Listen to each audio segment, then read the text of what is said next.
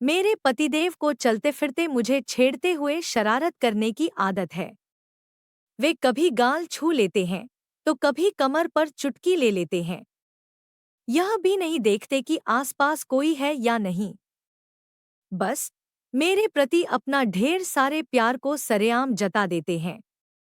मेरे मना करने पर या शर्म करो कहने पर कहते हैं, अरे यार, अपनी खुद की बाकायदा बीवी को छेड़ रहा हूँ, कोई राह चलती लड़की को नहीं, और प्यार जता रहा हूँ, सता नहीं रहा। समझी जानू। बेशक मुझे भी उनका यो प्यार जताना गुदगुदा जाता है।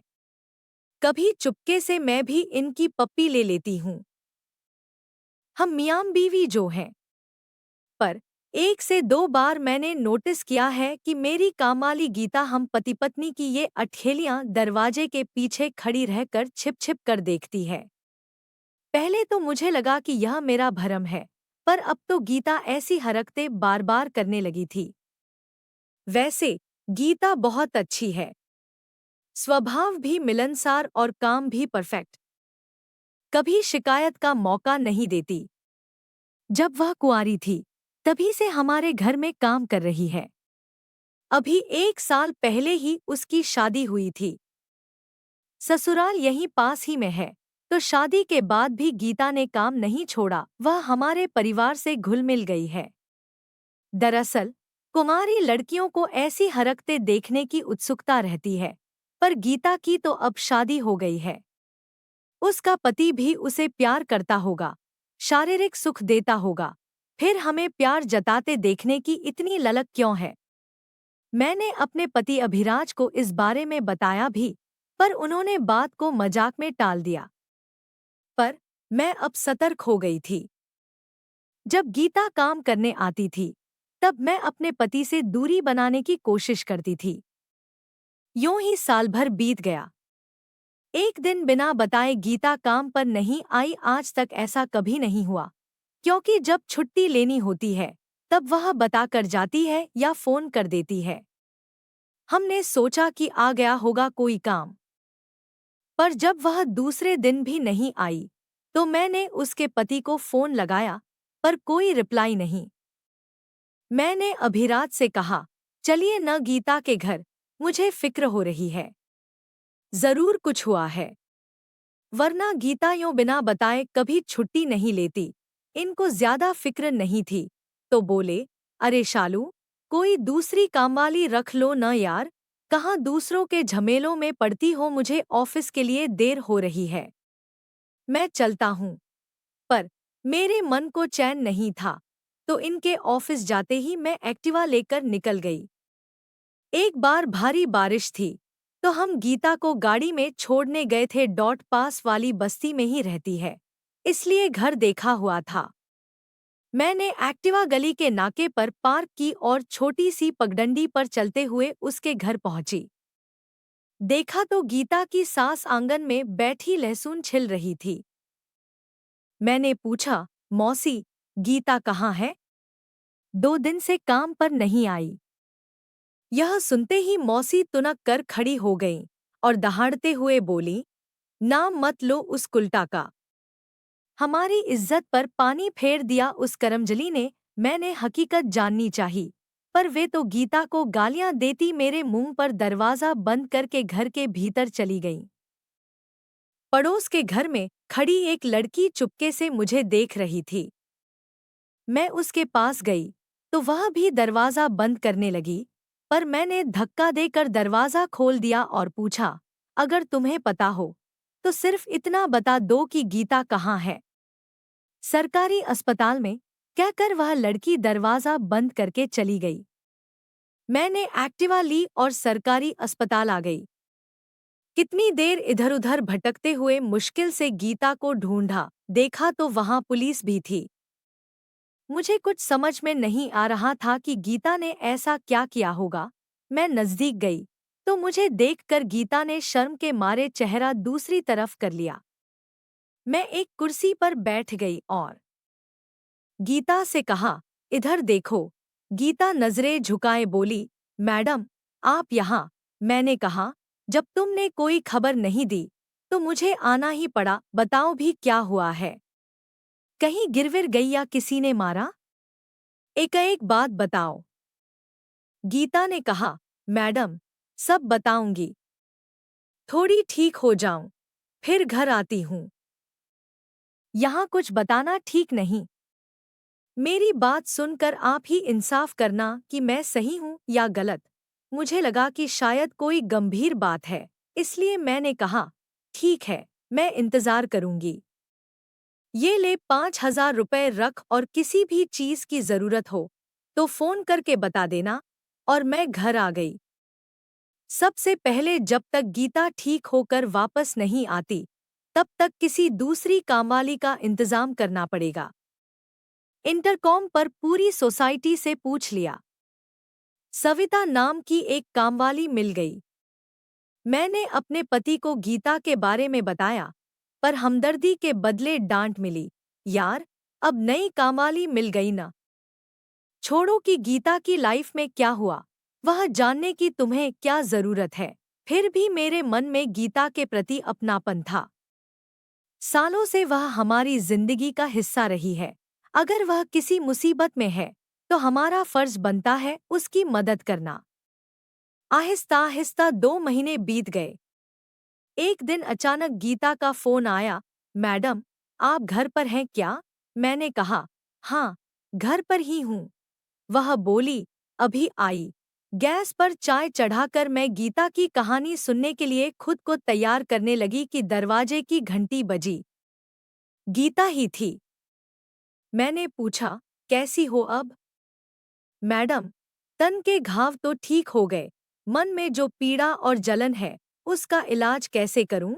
मैंने पानी और चाय पिलाकर गीता को शांत करवाया। मैंने भी चाय पी और कहा, चल, अब दोनों शांति से बात करते हैं। बता, गीता ने कहा, मैडम, सबसे पहले आप बताइए कि क्या सिर्फ पेट की भूख ही तन को जलाती है? जवान खून को तन की प्यास भी लगती है कि नहीं? सेक्स के लिए शारीरिक जरूरत जितनी मर्दों को जलाती है, उतनी ही औरतों को भी जलाती है कि नहीं? शादी के बाद भी इस जोश का इलाज न हो तो औरत को क्या करना चाहिए? मैडम, मेरी शादी को 2 साल हो गए हैं, पर अभी तक कुंवारी हूँ।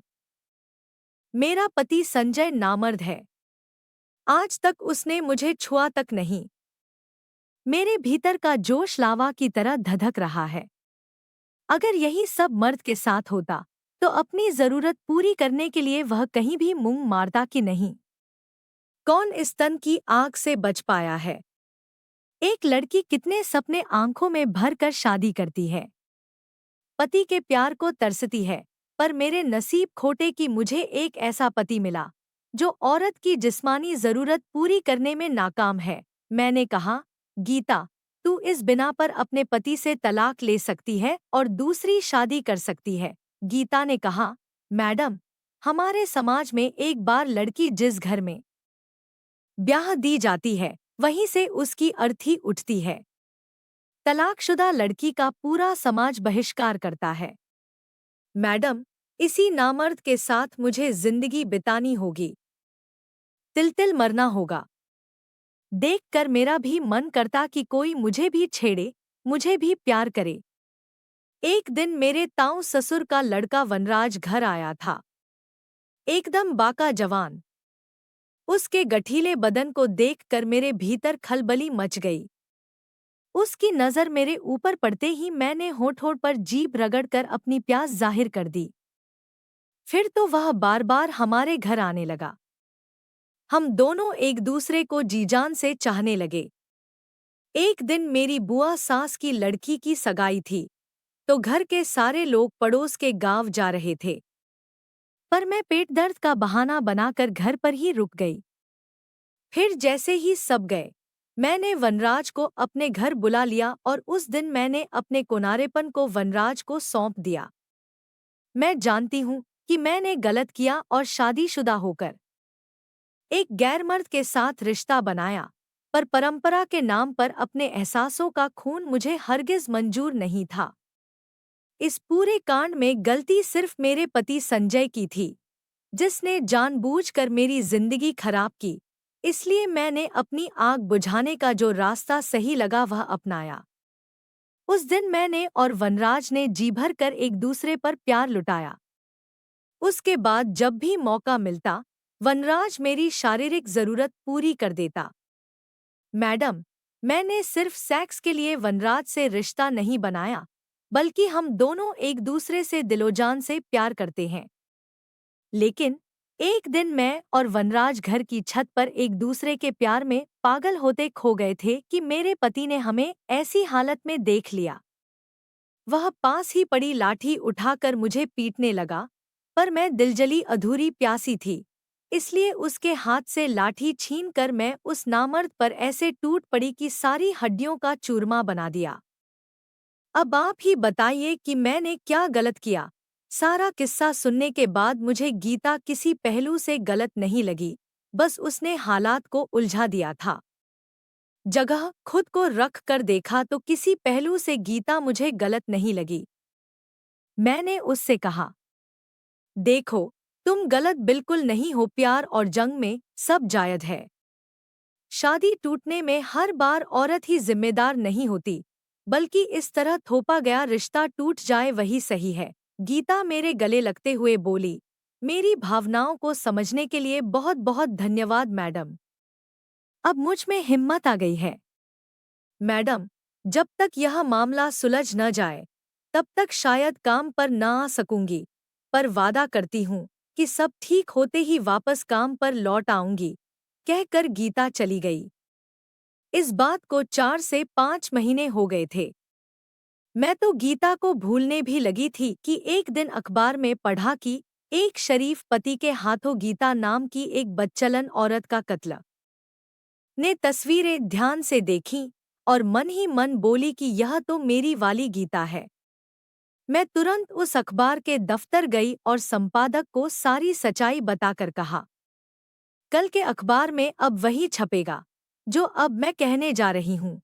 दूसरे दिन उस अखबार में खबर थी कि कल वाले मर्डर केस में एक सनसनीखेज खुलासा। एक नामर्द पति के हाथों गीता नाम की मासूम और शादी के नाम पर छली गई औरत की हत्या। यह पढ़कर मुझे संतोष मिला। मैं सोचने लगी, पाखंडी समाज में न जाने ऐसी कितनी गीताएं दूसरे की गलती के चलते बलि चढ़ जाती होंगी। सहना सिर्फ औरतों के हिस्से ही क्यों आता है? इतने में पतिदेव ने चुटकी बजाते हुए मेरे ख्यालों की डोर तोड़ते हुए कहा, हेलो बीवी, एक कप चाय मिलेगी क्या? मैं मुस्कराते हुए अभिराज के गले लग गई।